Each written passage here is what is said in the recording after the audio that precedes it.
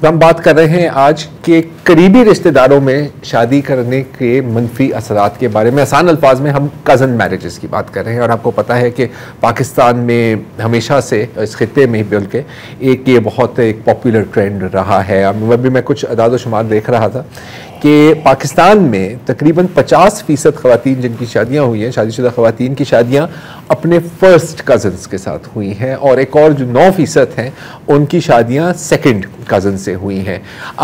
अगर ये दुरुस्त है, मगर ये अदाद शुमार दुरुस्त हैं, तो इसका मतलब है कि पाकिस्तान में दुनिया भर में one of the highest rates of cousin marriage है। अच्छा, ये नहीं कि सिर्फ उनकी हुई हैं बल्कि उनके पेरेंट्स की भी यूजुअली हुई है। वो हाँ ये भी है, वो बट देन इट कंपाउंड्स, और इस पर भी हम अभी आते हैं। तो पहले नंबर पे पाकिस्तान है, it's not a good thing, और दूसरी बार नंबर पर शायद भारत है, फिर सऊदी अरब, अफगानिस्तान, ईरान वगैरह वगैरह वगैरह। अब जाहिर है कि हमें काफ़ी दहाइयों से पता है, मेडिकल साइंस ने हमें ये बताया है कि इससे बहुत जेनेटिक बीमारियां मज़ीद फैलती हैं, एक नई जनरेशन को इफ़ेक्ट करती हैं। और जैसे शाहजेब कह रहा था कि अगर पेरेंट्स भी फर्स्ट कज़न्स हैं और फिर दोबारा फर्स्ट कज़न्स में शादी हो तो ख़तरात बढ़ते जाते हैं।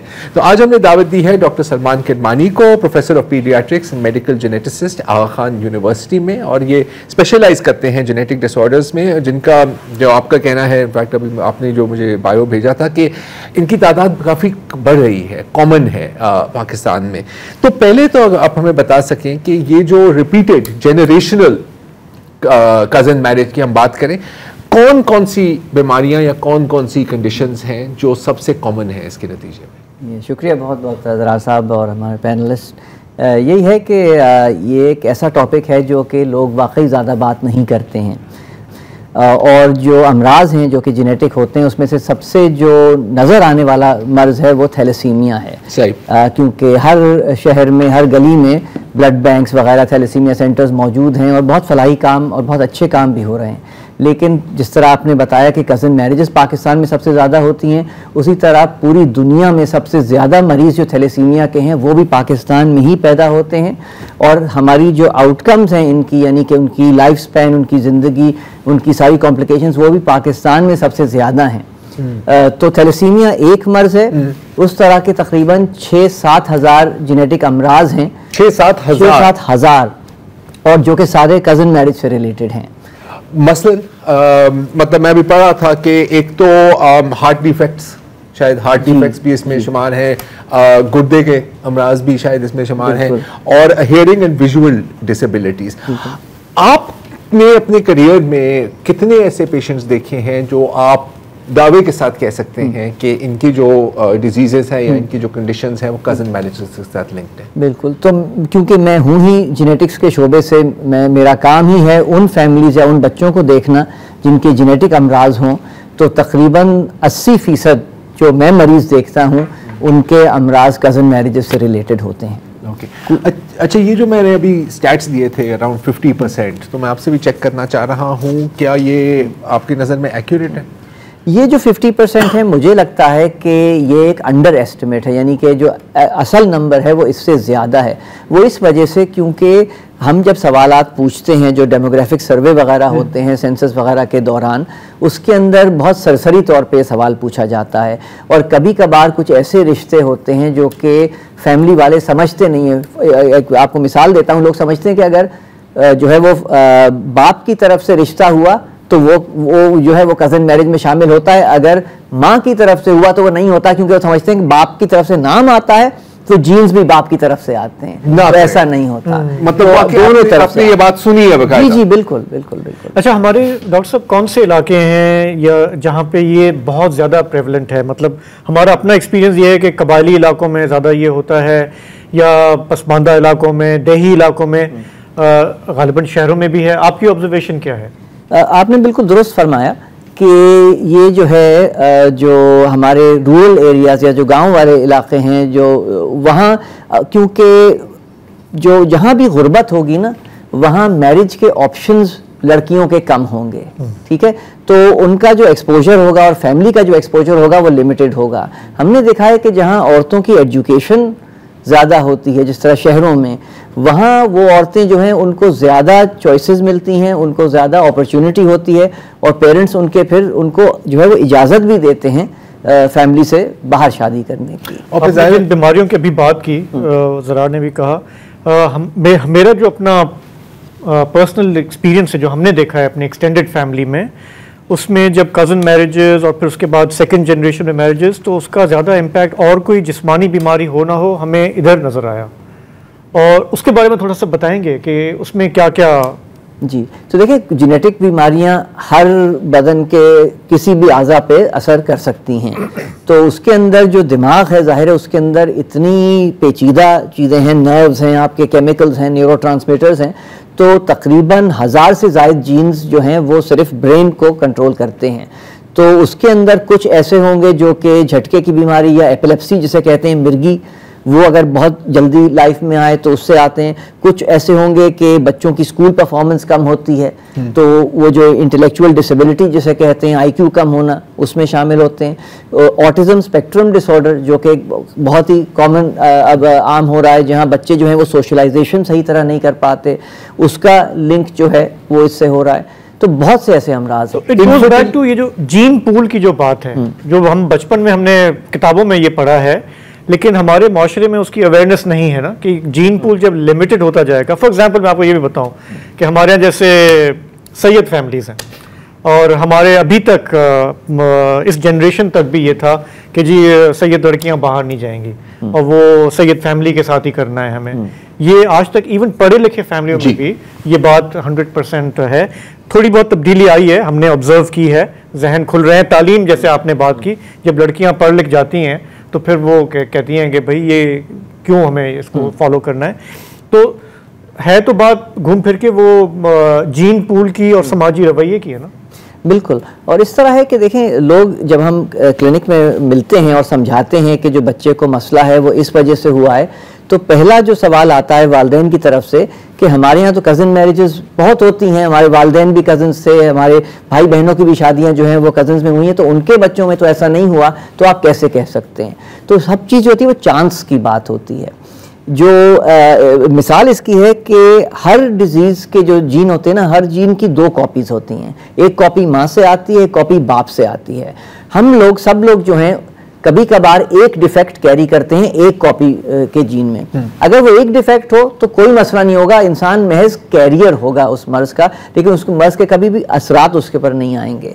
होता क्या है, जब आप जीन पूल को इस तरह कम करते हैं, कजन्स में बार बार शादियां होती हैं, तो 2 कजन्स का जिनके दोनों की एक एक कॉपी पे असर हो, उनके मिलाप का चांस बढ़ जाता है। तो वो डॉर्मेंट जीन्स जो हैं वो एक्टिव हो सकते हैं। वो इस तरह है कि इसको रिसेसिव कहते हैं अंग्रेजी में, कि जी वो अगर एक कॉपी पे हुआ तो कैरियर हुआ, लेकिन जब दोनों कॉपीज पे असर हुआ तो कोई एक्टिव कॉपी उस जीन की रही नहीं बच्चे में, तो उसका चांस तकरीबन 25% बन जाता है अगर दोनों वालिदैन कैरियर हों।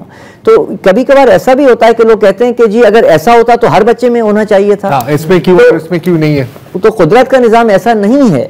25% का चांस होता है अगर वालिदैन कैरियर हों, तो जस्ट बाय चांस या गुड लक उनकी होती है तो बच्चे ठीक निकलते हैं।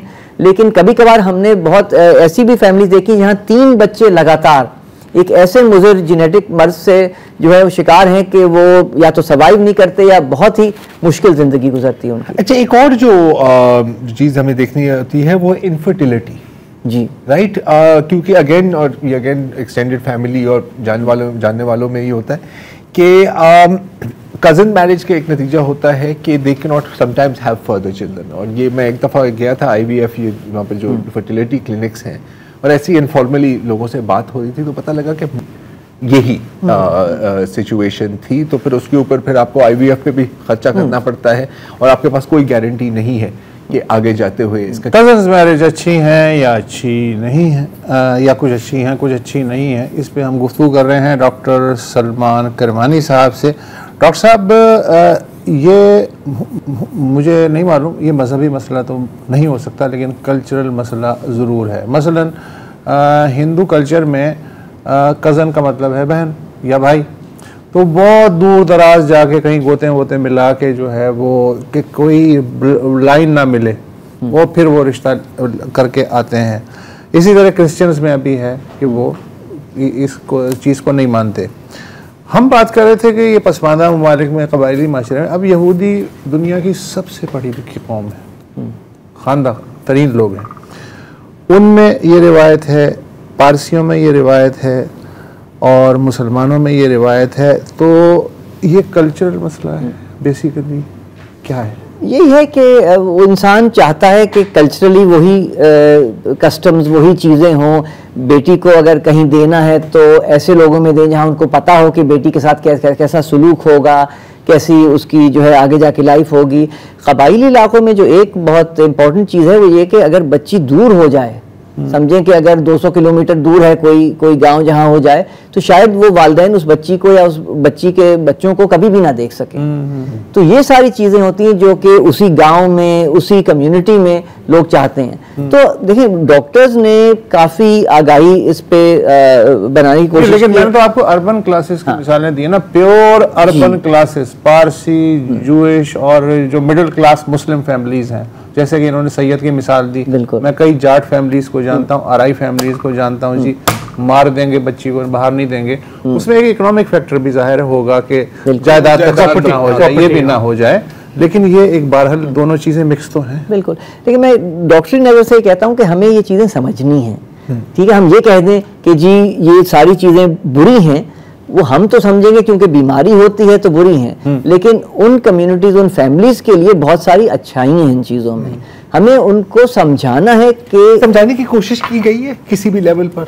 मेरा ख्याल है कि अच्छी तरीके से नहीं की गई है। हाँ, जाहिर है, क्योंकि अगर होता तो फिर क्योंकि इसका बहुत अच्छी मिसाल थैलेसीमिया को कम करने की या ख़त्म करने की ईरान और तुर्की से है। ओके, उन्होंने जब इस पूरा अपना जो थैलेसीमिया कंट्रोल प्रोग्राम शुरू किया, सबसे पहले पूरे 1 साल तक उन्होंने सिर्फ आगाही की कैंपेन की, सिर्फ आगाही। कोई नहीं गया किसी को बताने के लिए कि कजिन मैरिजेस बुरी हैं या ये है वो है। उन्होंने सिर्फ मर्ज के बारे में बात की, क्योंकि अगर फैमिली ने वो मर्ज कभी देखा ही नहीं हो तो उनके जहन में वो तस्वीर ही नहीं है। वो कहेंगे हम तो किसी और की बात कर रहे हैं, हमारे यहाँ ऐसा नहीं होता। ठीक है ना, तो वो उन्होंने सारी आगाही की कि ये सारे मर्ज हैं जो आप कम्युनिटी में देख रहे हैं ना, ये बच्चे जो स्कूलों में कर रहे हैं। उन्होंने कानून भी बनाया क्या इस बारे में? उन्होंने कुछ जगहों पे कानून है, लेकिन कहीं भी आप कानून बनाते हैं, और खासतौर पे मैं समझता हूँ पाकिस्तान में वो गलत तरीका होगा, क्योंकि कानून तो कुछ हमारे जो सूबे हैं वहाँ है कि निकाह से पहले थैलेसीमिया का टेस्ट लाजमी है।